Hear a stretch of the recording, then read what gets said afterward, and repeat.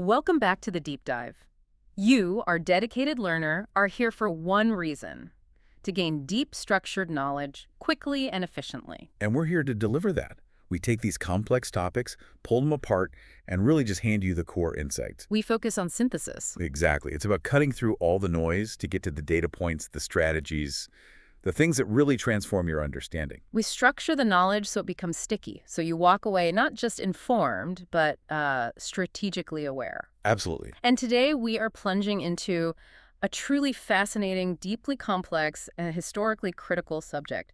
We're looking at the evolution of Pakistan's global image and its diplomatic strategy. Which is such a crucial topic because, for decades, the narrative of this nation was, well, it was often framed by external events. It was dictated by foreign headlines. That's the crucial starting point for this whole analysis. The source material we're relying on really emphasizes that for far too long, Pakistan's story was, quote, told by others. Meaning it was seen through lenses borrowed from Washington or London or New Delhi. Precisely.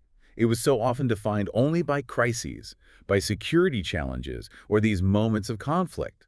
And that, you can imagine, dramatically hindered its diplomatic effectiveness. But, and this is what we're going to unpack, that dynamic is shifting profoundly. We're examining how this nation is actively taking control of its own story. Yes, it's a huge transition. It's moved from a position of constantly reacting to these imposed narratives. You proactively crafting its own, and doing it through incredibly sophisticated diplomatic and crucially digital strategies. The shift is remarkable. I mean, the very foundation of his projection is changing. How so? It's moving away from just reacting to external threat narratives, the fear narrative. And it's shifting his focus toward resilience, a self-defined faith, and this really aggressive economic innovation. The nation is speaking for itself now. It's defining its own potential. So, our mission today is to trace this strategic evolution. We want to show you the lineage of these high-stakes decisions and the four key leaders, all military men, which is significant. Very significant. Who have redefined how the world sees Pakistan. We're going to track the strategy from traditional military diplomacy right up to the frontiers of digital command. And to guide us through this really detailed history, we're relying on some powerful research, specifically excerpts from Pakistan's projection, from field marshal to digital diplomacy. Which itself is derived from a much larger series, right? Yes, from the extensive series, The Generals of Pakistan. And the author, Mr. Zahir Ahmad Mir, brings a very specific and, I'd say, ambitious lens to this history. He's a constitutional and corporate lawyer. A serious historian and a prolific author. His perspective is absolutely key here. Why is that? What's his angle? Well, his specific initiative, which provides the whole driving context to this research, is titled Pakistan Zindabad, the Next World Superpower. That's a bold title. It is. Now, we have to be clear. Our job here is to analyze the strategy that's used to project this future, regardless of whether you think that specific outcome is, achievable or not. We're looking at the mechanics of the projection. Exactly. The depth of his research is in analyzing those mechanisms. That is precisely how we need to approach it. We're here to understand the blueprint, not to endorse the prediction. So what is the core mission of his work, according to the source? His core mission, as it's detailed in the source, is to present what he frames as Pakistan's untold story. It's a strategic exploration, really. It shows where faith, high-level leadership, and modern strategy all converge to redefine the nation's global potential. So it's about the actions taken to project a positive, future-oriented identity. Not just reflecting a complex past. That's the key. Excellent. Let's jump in right at the beginning then. Section 1. The foundation establishing global relevance. We're focusing on Field Marshal Ayub Khan. This is where the initial strategic image building really begins. It has to start there.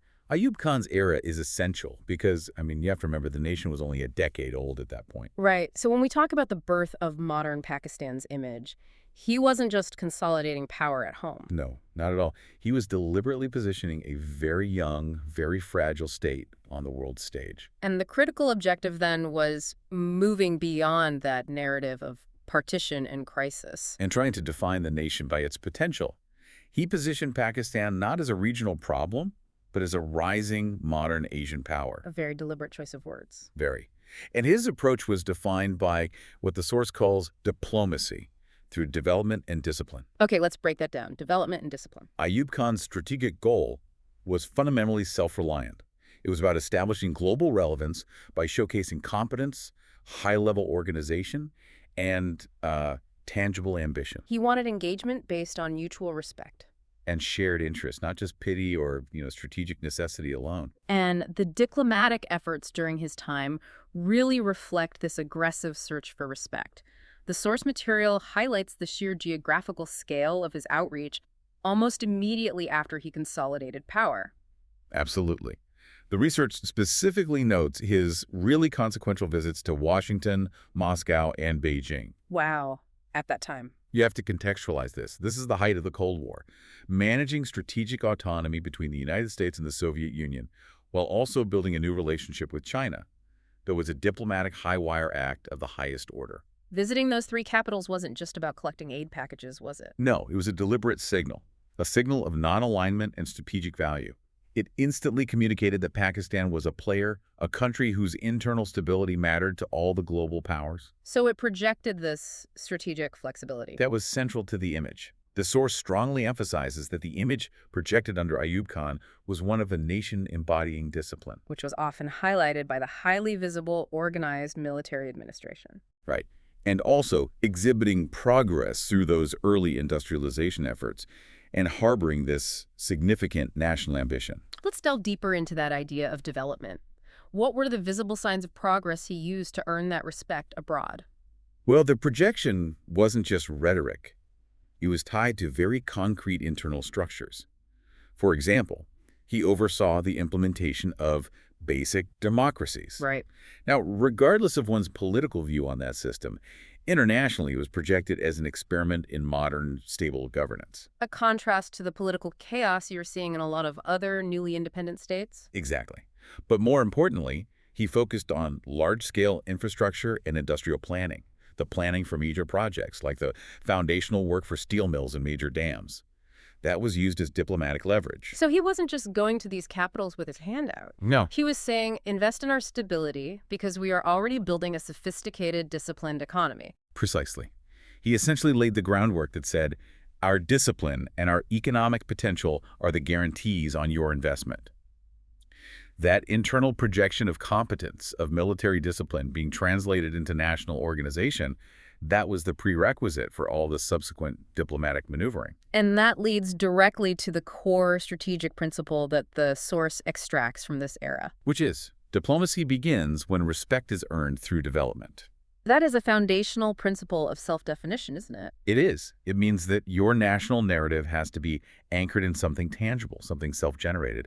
Ayub's administration sought to change the terms of engagement from dependency to partnership. Because when you can show evidence of infrastructure growth, social stability, military cohesion, you move away from being seen as a pawn or just a recipient of charity, and you become a respected partner whose stability is actually valuable to the global community. That foundation of internal strength was the critical image Ayub projected. It was everything. But, as always, history is relentless, and the geopolitical context shifts so rapidly.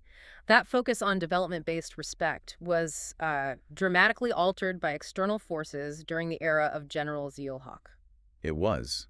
And that leads us right into Section 2, Ideology as Diplomacy, the Geopolitical Pivot. The environment changed completely, didn't it? Almost overnight. Totally. Ayub's era was about maneuvering non-alignment in the Cold War.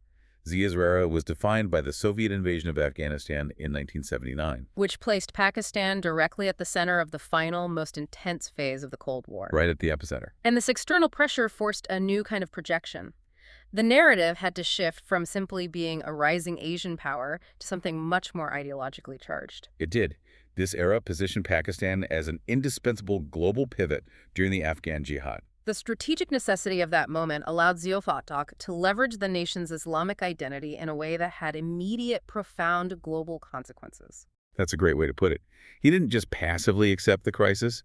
He actively integrated the nation's ideology into his diplomacy to maximize its strategic value. So what was the specific image that was crafted and projected to secure that Western reliance? The image he projected was that of the nation as a fortress of faith defending the free world. A fortress of faith. That's powerful language. It was a masterstroke of geopolitical marketing, really. Yeah. He positioned Pakistan not just as a geographical buffer state, but as the essential ideological shield protecting the vulnerable periphery of the Western world against expansionist Soviet communism. And crucially, that framing also appealed directly to the broader Islamic world, right? It secured non-Western support, too. It did both. It was a two-pronged message. So this ideological stance provided the strategic rationale for the West, particularly the United States, to just pour massive amounts of military and economic resources into Pakistan. Precisely. The research notes that the direct, measurable consequence of this projection was the significant growth of the West's strategic reliance. I mean, in the context of Cold War containment, finding a partner willing to take that frontline role? Especially one that could mobilize ideological resistance against an atheist state was invaluable. Pakistan became indispensable. It secured massive financial and military aid packages. But using faith as a diplomatic tool like this is profoundly complex. I mean, it brought leverage, yes, but what was the long-term impact on Pakistan's projected identity? That's the key question. The result was that its Islamic identity gained this intense global recognition. But this recognition was inextricably linked to the context of being a strategic frontline state in a global ideological war. So while the nation gained immense leverage, it held the keys to the Afghan theater. It also led to these external narratives that began to associate the nation with broader ideological conflicts and, the fallout of that massive mobilization. That sounds like the very definition of a strategic trade-off. Immense short-term power for some very long-term complications in the national image. It is. The trade-off was accepting this narrow definition of the nation based purely on its utility as a barrier against communism. The core principle extracted from this era really captures this strategic calculus. Which is? Ideology can be diplomacy when it aligns with global realities. Let's unpack that specific lesson. What does it mean to gain international leverage through ideological strength? And what are the diplomatic risks involved? Well, it means understanding that the nation's fundamental identity, in this case its commitment to Islamic values, could be transformed into a diplomatic asset when the global environment demanded it. The leverage came from being the only viable conduit for aid and resistance into Afghanistan. Exactly. The risk, however, was that when the war ended, the Western need for that ideological fortress diminished. But the new global identity remained. Yes, the identity, now tied to ideological conflict and arms proliferation, remained. It complicated the perception of the nation as a non-aligned, modern, developing power, which was Ayub's original image. So the projection was clear. You need our ideological fortress to achieve your global objective. But that fortress, once you build it, is very hard to dismantle. So Ayub defined the nation by its competence and development. Zia defined it by its ideological position and strategic location. But both of those strategies still relied heavily on controlled government-to-government diplomacy. And a relatively managed internal information flow. Correct. And that age of controlled information ended, and ended abruptly, with the rise of the 247 global news cycle and specifically the events of 9/11. Which means the next leader faced an entirely different communication challenge, a whole new world. That brings us to General Pervez Musharraf and Section 3. Communication is the new combat media and modernity. This is a necessary and I would say aggressive transition toward directly engaging with and often fighting against the global media landscape. This era was defined by geopolitical freefall. Post 9/11, Pakistan was instantly thrust into the global spotlight under constant, aggressive international scrutiny. The need to control the narrative was no longer a strategic preference. It was an existential diplomatic necessity. He had to introduce Pakistan to the digital world, the world of cable news and immediate global connection, under extreme duress. The default global image was shifting so rapidly towards suspicion. Absolutely. The default assumption in Western capitals and media houses was that Pakistan was, in some way, part of the problem. So Musharraf's primary strategic objective, as the research notes, was explicitly about replacing isolation with aggressive dialogue. You can't correct a negative narrative if you refuse to show up in the global court of public opinion. You have to engage. So let's detail his personal projection strategy. How did he put the nation directly into that dialogue, especially considering the high stakes? The source material highlights his consistent and frankly relentless strategy of appearing on every major global media platform that mattered. We're talking CNN, BBC. CNN, BBC, major talk shows, international news magazines. He did not delegate the defense of the nation. He took it on himself, live and often unscripted. And the crucial element that the source notes is the communication method, defending Pakistan's policies in English. A massive strategic pivot. Why was that so important? Well, it was the difference between speaking to a specialized diplomatic corps and speaking directly to the Western public, to policymakers, to media influencers. Right. By articulating his position fluently, often forcefully, in the language of global discourse, he performed a vital function. He presented himself as a rational, intelligent, and most importantly, understandable figurehead. It bypassed the cultural translation and the immediate media filters that could so easily frame him as just another isolated or hostile figure. It humanized the figure behind the state. It allowed him to explain nuances that simple diplomatic communiques could never, ever convey. And the substance of his positioning, as the research emphasizes, was to frame the nation as a frontline state exhibiting both reason and resolve. Both were critical. Resolve was the security guarantee the West demanded. Reason was his argument for the internal complexities, the need for international support, and the distinctions between state policy and the non-state actors operating in the region. He was trying to inject nuance into what was a very black and white narrative at the time. He had to. But let's introduce some friction here, because the source acknowledges this critique. It highlights his engagement, yes, but given the severe international criticism Pakistan continued to face post 9/11, did this aggressive communication strategy truly succeed in building deep trust? Or was it simply a necessary defense that just contained the damage? Yeah, it's the critical question, isn't it? Yeah. The analysis suggests it was profoundly successful as a defensive measure and as a temporary lever. How so? He successfully positioned Pakistan as an indispensable partner. Hmm. He prevented it from being isolated or declared a pariah state during a period of just intense global suspicion. But the strategy was highly dependent on his personal credibility. Yeah. It bought time and resources, it established dialogue where isolation was the immediate threat, but it was less effective at solving the deep structural narrative problems that persisted long after his interviews ended. So the core strategic shift was recognizing that the information space itself had become a field of conflict. That is the ultimate takeaway, and it's crystallized in the core lesson of the era. Communication is the new combat. Let's spend a bit more time on that principle. How did this fundamentally change how Pakistan approached its global image compared to, say, the centralized projection of Ayub or the ideological leverage of Zia? Well, Ayub and Zia operated in a world where narrative control was just easier. Musharraf operated in a real-time environment where an event in one valley could be global news within an hour, complete with hostile commentary. So if communication is combat, It means the ability to articulate your position clearly, instantly, and persuasively is as vital as any military capability. he realized that losing the information war, being unable to convincingly counter allegations or explain complex policy positions, Meant losing diplomatic leverage, regardless of any operational successes on the ground. It was the moment the nation accepted that the traditional walls of state secrecy were gone. and the diplomatic battlefield was now the global newsroom. Precisely. This necessary evolution, moving from controlling the message through state channels to fighting for airtime, it really paved the way for the ultimate synthesis we see today. It did. It led to the recognition that simple media presence isn't enough. For credibility, you need a structural digital commitment. It's the final leap into the current era, where the digital realm is the primary command center for image projection. Yes, and that lands us squarely in the contemporary moment with Section 4, the digital command projection in the AI era, under Field Marshal Syed Asim Munir. Now we are talking about the complete integration of technology and economic structure into the strategy of image projection. This really represents the combination of all the prior stages.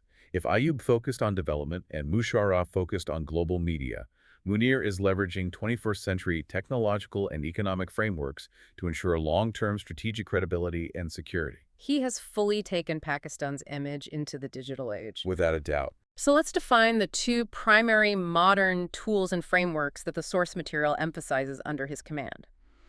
They're complex, so they require some definition.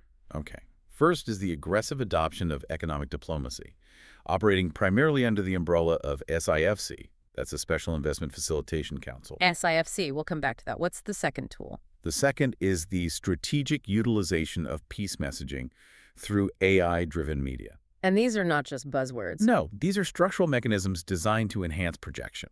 Okay, let's start with SIFC. Why is the creation of a Special Investment Facilitation Council a tool of image projection? I mean, why can't conventional bureaucratic channels handle economic diplomacy? Because SIFC is a powerful strategic signal. This very structure is the message. It's designed as a one-window solution, where the highest levels of both military and civilian leadership coordinate to cut through the notorious bureaucratic inertia And political volatility. that so often scare away large foreign investors. So the projection here isn't just we're open for business. It's more like we guarantee stability and efficiency regardless of any political changes. Precisely. By placing the institution at the highest level, it signals a long-term institutional commitment, often implying the stability guaranteed by the military establishment to protect foreign direct investment. So it's a deliberate strategy to reframe the global conversation about Pakistan away from being a security state Which was the Zia and Musharraf era image. to being a stable, investment-friendly economic hub. Exactly. The structure itself is designed to instill investor confidence, ensuring the image projected is one of reliability. That directly addresses the Ayub Khan lesson, doesn't it? Development earns respect. It does. But this time, the development is engineered specifically to ensure foreign capital flows with maximum confidence. It ensures the economic messaging isn't undermined by reports of bureaucratic obstacles or political risk. So the commitment to economic progress is now formalized as a high-level strategic priority. Making the projection inherently future-oriented and globally positive. Okay, now let's tackle the sophisticated side. The strategic use of AI-driven media for peace messaging. What does that actually entail beyond a simple PR campaign? It implies a quantum leap in communication sophistication.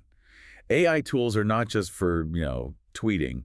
They're used for real-time sentiment analysis across global digital platforms. What does that mean, sentiment analysis? It means identifying the effectiveness of various communication initiatives, tracking sources of hostile disinformation, seeing what's resonating and what isn't, in real time. This allows for highly targeted, precise dissemination of specific messages promoting stability, opportunity, and peace to the right international audiences at the right time. So if a negative narrative is taking hold in a specific region or in a specific language, the AI helps identify it. And then helps craft a precise, contextualized counter-narrative. It's essentially fighting the information war with surgical precision. That moves way beyond the scattergun approach of Musharraf's reliance on broad cable news coverage. Oh, absolutely. It moves into highly calculated micro-targeting. This ensures narrative consistency, rapid response capability, and the ability to correct that historical perception that the state can't control its own narrative space. So what is the image being projected now through this convergence of economic and digital tool? The image projected is one where Pakistan speaks in the unambiguous language of progress and self-assured sovereignty. The core values being championed, faith, integrity, and innovation, are a very modern synthesis. That is a critical observation. How do those three values connect back to the prior eras we've discussed? Well, faith provides the ideological identity that was leveraged by Zia, but it's redefined today as a source of unified purpose and ethical governance, moving away from its pure geopolitical utility. And integrity. Integrity implies the discipline and trust required for investment and partnership. That's a maturation of Ayub's initial call for discipline. And innovation. Innovation speaks directly to the technological capability and forward-thinking required for a future strategic power.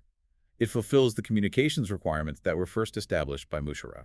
The objective here is clearly the merging of soft power, the appeal of economic opportunity and culture with strategic partnerships. And ensuring that the relationships that are formed are mutually beneficial and durable, rather than purely transactional or crisis-based. And this brings us to the profound strategic principle that the source extracts for the current digital era. In the digital era, perception is projection and credibility is command. We need to analyze this distinction deeply. What is the fundamental difference between projection, which is what you broadcast, and credibility, which is whether people believe you and act on it? Well, projection is easy and cheap in the digital age. Anyone can broadcast any message. It's just the simple act of putting a narrative out there. But credibility? Credibility is the currency that actually secures command, the ability to influence global behavior, to secure that crucial foreign investment, or sway diplomatic votes. So, if Musharraf's strategy was about ensuring the world heard Pakistan's side of the story, that's projection. Then Munir's era is about ensuring the world believes Pakistan's commitment to economic stability and peace. That's credibility. Precisely. In a digital world just saturated with noise, credibility is rooted in consistency between your words and your actions. If SIFC is successful in cutting red tape, if the peace messaging is congruent with internal stability and diplomacy, then credibility is established. And that credibility is what gives you command. The ability to dictate the terms of engagement and define your own strategic destiny. It's the highest form of diplomatic leverage because it minimizes the need for high-stakes, crisis-driven defense. This shift represents a truly comprehensive transformation. It's moving from a position of reacting to external crises to proactively establishing oneself as a strategic and digital power defined by economic promise. The transformation is staggering. And now we really have to connect the dots. Let's move to Section 5, Comparative Synthesis, the Evolving Lens. Let's trace this arc and understand the inherent trade-offs involved in each of these shifts. Yes, and it's so important to acknowledge that this wasn't a linear upgrade, was it? Not at all. Each leader adapted and, at times, necessarily sacrificed aspects of the previous image projection to meet the immediate demands of their own geopolitical moment. That's the subtlety we need to explore. The transformation isn't just a list of successes, it's an evolution driven by necessity. So let's synthesize the core strategic focus and the image generated by each of these 4 pillars of projection. Okay, we begin again with Ayub Khan. His focus was modern power and development. The image was foundational. A disciplined, ambitious nation worthy of respect as a global partner. Then Zia-ul-Haq pivoted to ideological strength and faith. And the image became that of the indispensable frontline fortress against communism. This provided massive strategic leverage, but at the cost of blurring the lines between the state and ideological mobilization. Next up, Musharraf, who focused on global dialogue and reform. He projected an image of reason and resolve, leveraging that personal media engagement to fight the narrative war and prevent international isolation post 9/11. And finally, Munir, focusing on digital diplomacy and innovation. His image is built on economic promise and strategic credibility, utilizing high-level structured investment councils and AI to ensure narrative control and stability. Now let's address the critical connections in those trade-offs. How did Zia's ideological focus potentially compromise Ayub's original goal of a non-aligned modern power? It created a severe image distortion. Ayub was projecting a modern, industrial, Western-aligned, but non-beholden state. A very secular-appearing image, in a way? In a way, yes. Zia's necessary strategic shift tied the nation's image to a specific religious conflict that involved non-state actors. This dramatically undermined the projection of purely secular disciplined modernity. Which then made Musharraf's job of proving reason and separating the state from non-state actors post 9/11 far more difficult than it should have been. Exactly. The gain in leverage came at the expense of simplicity and clarity in the national image. And that complexity continued. Musharraf then had to aggressively promote reform and reason in that post-9/11 landscape, essentially trying to reverse the perception that the ideological firewall Zia had built was now porous. That's right. Musharraf's projection was one of necessity, the need to convince the world Pakistan was a partner fighting terrorism. Munir's current strategy attempts to move past that defensive posture entirely. So he's trying to merge the best elements of each. You could say that. He's merging Ayub's focus on economic stability through SISE's integrity with a modern voice, which is Musharraf's legacy, while refining Zia's ideological focus into a stable identity that supports, rather than distracts from, global partnership. The overall outcome of this 60-year arc, according to the synthesis of these strategies, is the transformation of the world's lens regarding Pakistan. And the shift is monumental. It's the move from deep-seated suspicion to necessary respect.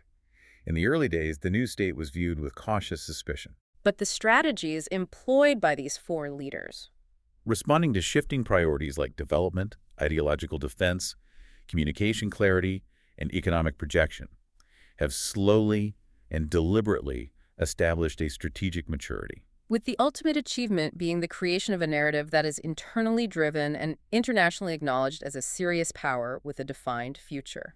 The nation moved from a narrative dominated by external crises partition, Cold War alignment, to one defined by its internal deliberate strengths, institutional discipline, technological readiness, and economic viability. Each phase was necessary to build the strategic capital required for the next leap, culminating in the current focus on leveraging digital systems for credibility. That brings us to our final section, the outro, and a reflection on what this entire history of strategic projection means for the nation's current and future identity. I think the ultimate lesson for you, the learner here, is about sovereignty over one's own story. Indeed. The nation no longer waits to be defined by external events or hostile media narratives. It defines itself. This is the profound shift we've analyzed today. And this self-definition is visible across every domain. It's the result of an integrated strategy where traditional military missions established the necessary order, While digital communication ensures clarity.